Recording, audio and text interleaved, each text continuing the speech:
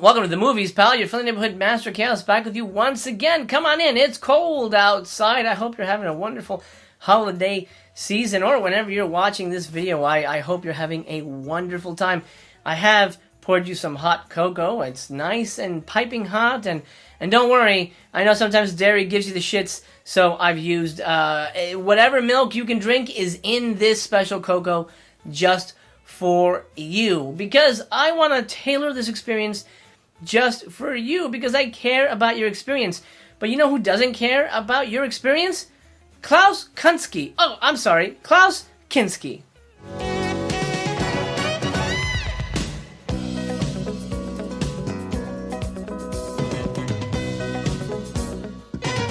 Klaus is the star of today's film, Nosferatu in Venezia, and boy oh boy, I think I have more to talk about when it comes to him than the movie itself, but we'll do a little bit of both. Nosferatu in Venice, released by SEVERIN Films here in this interesting slipcover. I will say this is their old-style slips, so it's like that paper-thin one that's really kind of hard to get out. You have to fight with it if you want your movie. And you might not want this after I'm through talking about it. I mean, it's honestly more of a curio than a must-have title, but I'll get into that. Nosferatu in Venice is supposed to be kind of a loose sequel to the Herzog Nosferatu. Of course, that's why Kinski is in it. But he doesn't look like the Nosferatu that you remember from the Herzog film, because Kinski don't give a fuck. Kinski don't give a fuck. And before I talk about the movie, I should talk about actors in general. What? No!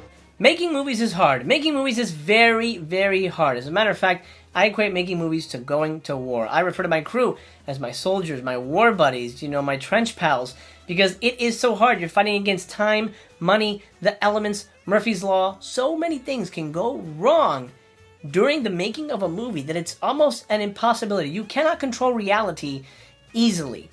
And even if you have all the money in the world, well, fuck, if it rains, you're fucked. You can't shoot outside. You know, if actor gets sick, you know, there's an accident. Things happen. It's so hard to make a movie. And if you, as an actor, a producer, anybody, can make the experience easier, then you are golden. Then you are loved and admired and somebody that is valued. Klaus Kinski is just a fucking asshole. A prima donna son of a bitch who thinks he can do whatever he wants because he's just crazy. That's him. Oh, I'm crazy. Crétin, vraiment crétin. Moi, je fais une fatigue à venir ici, tu comprends? Jette-le dehors, finis cette conférence de presse, merde. Ce sont les gens qui travaillent ici. Le voto, idiote, analphabète, mongoloïde. Bien. Idiote, staré, fume la cigarette. Fuck that guy. I do like Kinski as an actor. There's a rawness there, but that's talking as a film fan. As a filmmaker, I would never work with Klaus Kinski in my life, because I know from what I understand and what I find out in the special feature here, which is really the most important thing in this release, is that he was an asshole. You find out that he was just a dick. Nobody liked him. Nobody liked working with him. It was just because he had marquee name. Distributors liked him, and so you had to pay him 50 grand for 2 fucking days of work.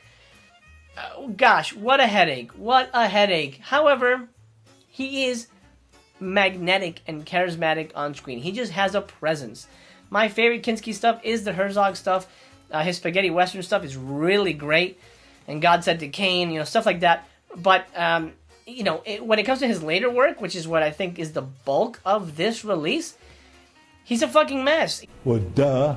Nosferatu in Venezia. Let's talk about the plot of this one, and then we'll talk about the special feature, which, honestly, I think you should watch first. But let's talk about the movie. This is going to be short and sweet. There's not much to Nosferatu in Venice. Not much at all.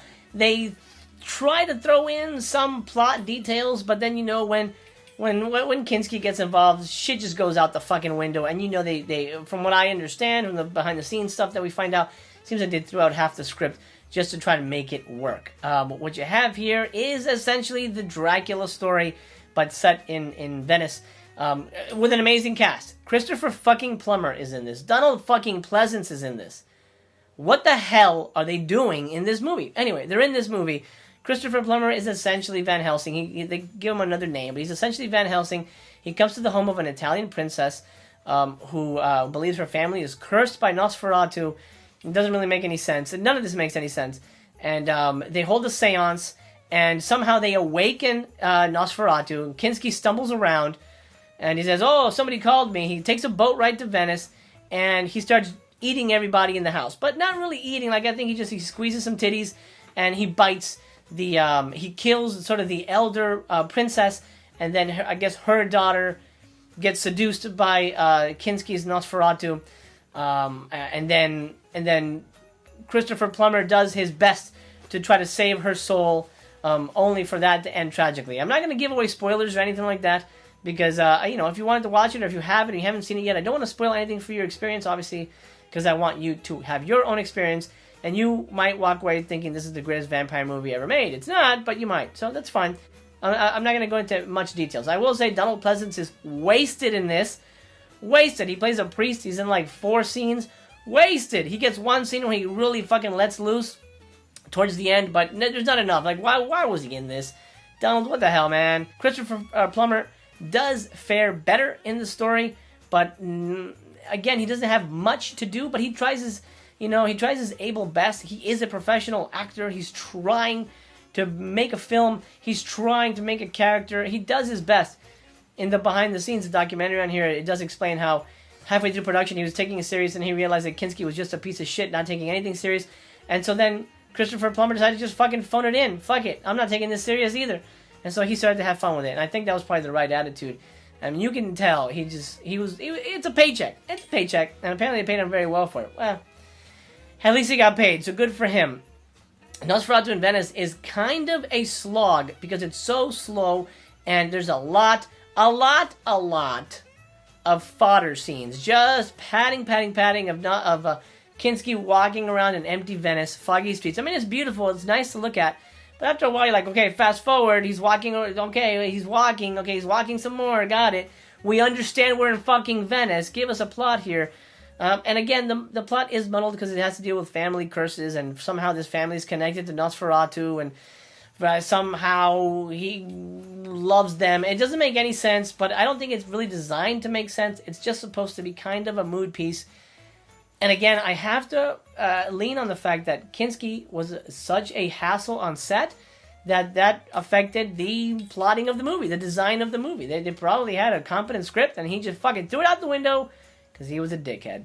That sucks. And unfortunately, Nosferatu in Venice kind of sucks.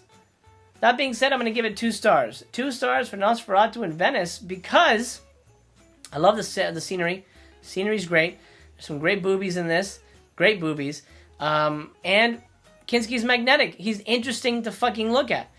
And Christopher Plummer does his best, and Donald Pleasance, for the most part, does his best. So actors do their best, and the scenery is good.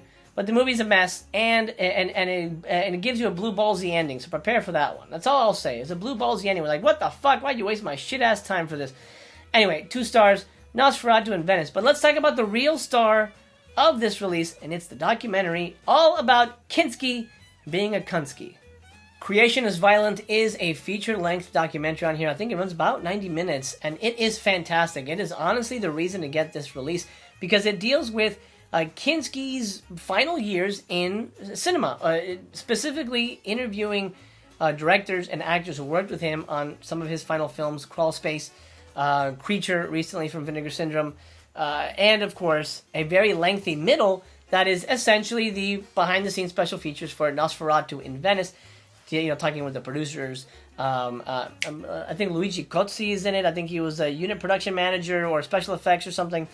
So talking with the behind-the-scenes people on Nosferatu in Venice really makes the bulk of the documentary. I think it's split up into 5 parts, dealing with sort of all the stages of grief, I should say, in terms of dealing with Kinski, and ending. The last part is really sad because it ends with his really kind of lonely ending. He died in California.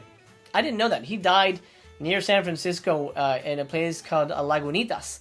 And is up in the woods, up in the mountains, far away, secluded from everybody. He had a little cabin, and that's where he passed away. And luckily, he had made some friends with the local postmaster and the postmaster's daughter.